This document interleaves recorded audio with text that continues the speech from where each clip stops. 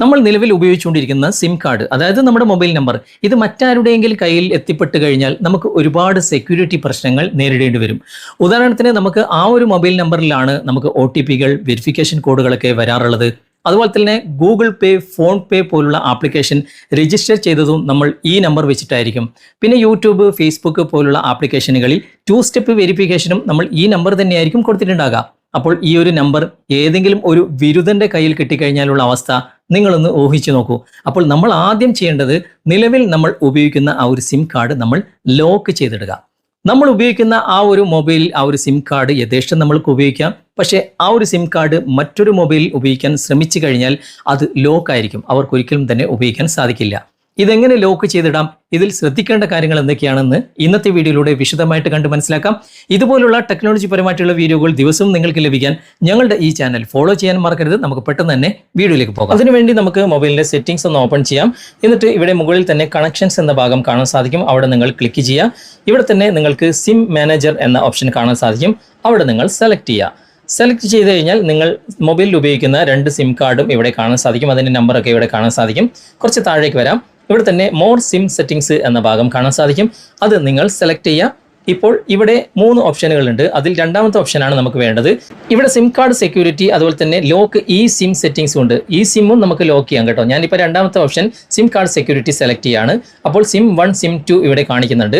ഞാനിപ്പോൾ SIM 1 lock ചെയ്യുന്നത് നിങ്ങൾ കാണിച്ചു തരാം. സിം 1-ൽ ഞാൻ എയർടെലാണ് ഉപയോഗിക്കുന്നത്.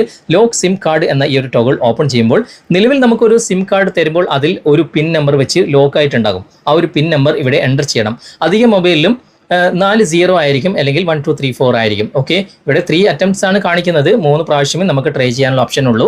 ഞാനിപ്പോൾ 4 0 ഇവിടെ കൊടുക്കുകയാണ്, ഓക്കെ കൊടുക്കുകയാണ്. ഓക്കെ, അത് സക്സസ് ആണ്. ഇവിടെ സിം കാർഡ് ലോക്ക്ഡ് എന്ന ഈ ഒരു നോട്ടിഫിക്കേഷൻ വന്നിട്ടുണ്ട്. ഓക്കെ, ഇനി ചേഞ്ച് സിം കാർഡ് പിൻ എന്ന ഈ ഒരു ഭാഗം ക്ലിക്ക് ചെയ്തിട്ട് നമുക്ക് ഇഷ്ടമുള്ള, നമുക്ക് ഓർമ്മയുള്ള ഒരു പിൻ നമ്പർ ഇവിടെ എൻ്റർ ചെയ്യാം. ആദ്യം നമ്മൾ ഇവിടെ 4 0 കൊടുക്കുക.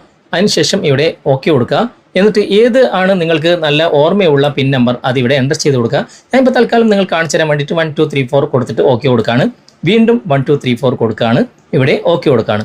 ഇപ്പോൾ പിൻ നമ്പർ ചേഞ്ച് ആയിട്ടുണ്ട്. ഇപ്പോൾ ആ ഒരു 4 നമ്പറിൽ ഈ ഒരു സിം കാർഡ് ലോക്ക് ആയിട്ടുണ്ട്. ഓക്കെ, ഇനി സിം 2 നമുക്കൊന്ന് നോക്കാം. സിം 2 സെലക്ട് ചെയ്തു. ഇവിടെ ആ ഒരു ടോഗിൾ ഓപ്പൺ ചെയ്യുമ്പോൾ ഇവിടെ നിങ്ങൾ കാണാൻ സാധിക്കും 10 അറ്റംപ്റ്റ്സ് എന്ന് കാണിക്കുന്നുണ്ട്. 10 പ്രാവശ്യം നമുക്ക് ട്രൈ ചെയ്യാനുള്ള ഓപ്ഷൻ നൽകിയിട്ടുണ്ട് കേട്ടോ. ജിയോ സിമ്മിന് അങ്ങനെ ഒരു ഗുണമുണ്ട്. ഓക്കെ, അപ്പോൾ നേരത്തെ കാണിച്ച അതേ പ്രൊസീജിയർ തന്നെയാണ്. ആദ്യത്തെ ആ ഒരു പിൻ നമ്പർ 00 അല്ലെങ്കിൽ 1 2 3 4 അത് അടിച്ചു കഴിഞ്ഞാൽ നിങ്ങൾക്കിത് ലോക്ക് തുറന്നിട്ട് പിന്നെ നിങ്ങൾക്ക് ഇഷ്ടമുള്ള പിൻ നമ്പർ ചേഞ്ച് ചെയ്യാവുന്നതാണ്. ഓക്കെ, ഞാനിപ്പോൾ ഓൾറെഡി സിം 1 ഇവിടെ സെലക്ട് ചെയ്യാണ്. ഇതിപ്പോൾ ലോക്കിലാണ് ഉള്ളത്. ഇതിപ്പോൾ ലോക്ക് തുറക്കണമെങ്കിൽ നമുക്ക് ആ ഒരു നേരത്തെ കൊടുത്ത 1 2 3 4 തന്നെ ഇവിടെ അടിച്ച് ഓക്കെ കൊടുക്കണം. ഓക്കെ, കണ്ടോ, അത് ലോക്ക് തുറന്നിട്ടുണ്ട്. ഓക്കെ, അപ്പോൾ ഇതുപോലെ നിങ്ങളുടെ സിം കാർഡ് നിങ്ങൾ ലോക്ക് ചെയ്തിടുക. ലോക്ക് ഒരിക്കലും മറന്നു പോകരുത്.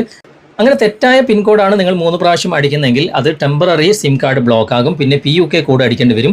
PUK കോഡ് എങ്ങനെ നമ്മുടെ മൊബൈലിൻ്റെ അകത്ത് തന്നെ എടുക്കാമെന്ന് ഞാൻ അടുത്ത വീഡിയോയിൽ വിശദമായി കാണിക്കുന്നുണ്ട്. ഓക്കെ, അപ്പോൾ ഇന്നത്തെ ഈ വീഡിയോ നിങ്ങൾക്ക് ഉപകാരപ്രദമായിട്ടുണ്ടെങ്കിൽ നിങ്ങളുടെ കൂട്ടുകാരിലേക്കും വീഡിയോ ഷെയർ ചെയ്തെത്തിക്കുക. അതുപോലെ തന്നെ വീഡിയോയെക്കുറിച്ചുള്ള അഭിപ്രായങ്ങളും നിർദ്ദേശങ്ങളും നിങ്ങൾ കമൻറ്റായി രേഖപ്പെടുത്തുക.